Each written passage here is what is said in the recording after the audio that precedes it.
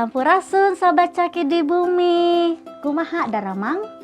Mugia sadayana daramangnya. Tah tepang deui sareng Teh Mai di acara Caki carita kitab suci. Nah barudak Teh Mai ayeuna bade nyaritakeun tokoh dina kitab suci nyaeta Esra. Nah barudak uninga teu Esra teh saha? Cing, aya nu terang teu? Tah leres, Esra teh ahli kitab Toret. Tah, barudak Esra teh orang Yahudi anu masih tinggal di Babil.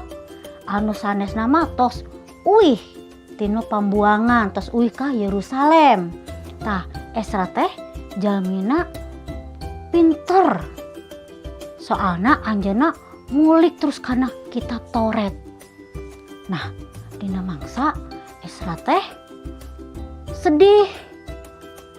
Soalna orang-orang Yahudi di Israel aranjeunna teh kalakuanana jarahat, henteu manut, henteu nurut ka Gusti.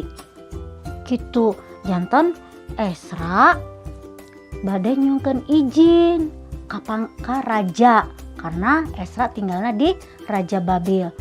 Esra dipikanya ku Raja Babil.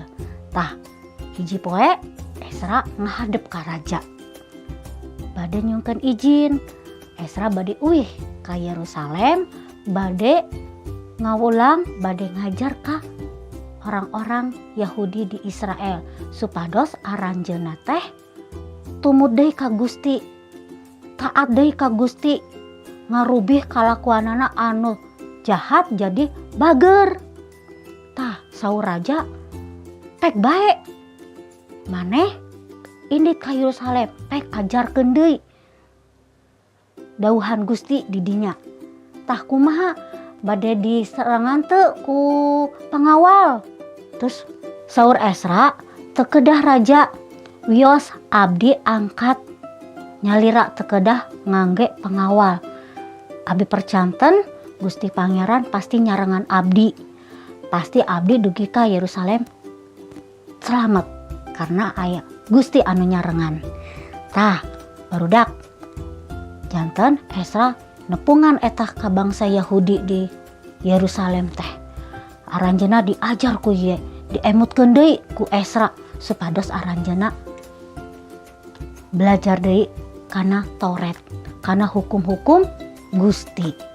Nah, ayeuna kanggo abdi orang-orang sadayana, urang diemutkeun deui. Urang teh kudu balik deui, kudu getol ngaos kitab suci di bumi supados orang-orang sadaya ngartos deka dawuhan Gusti naon anu dipikahoyong Gusti ka orang-orang dilakukeun di kehidupan dinten-dinten. Kitunya sobat caki, sampai di dieu caritana tentang Esra. Engke orang patepang deui dinu sanes waktos. Gusti Yesus ngaberkahan orang sadayana. Dadah.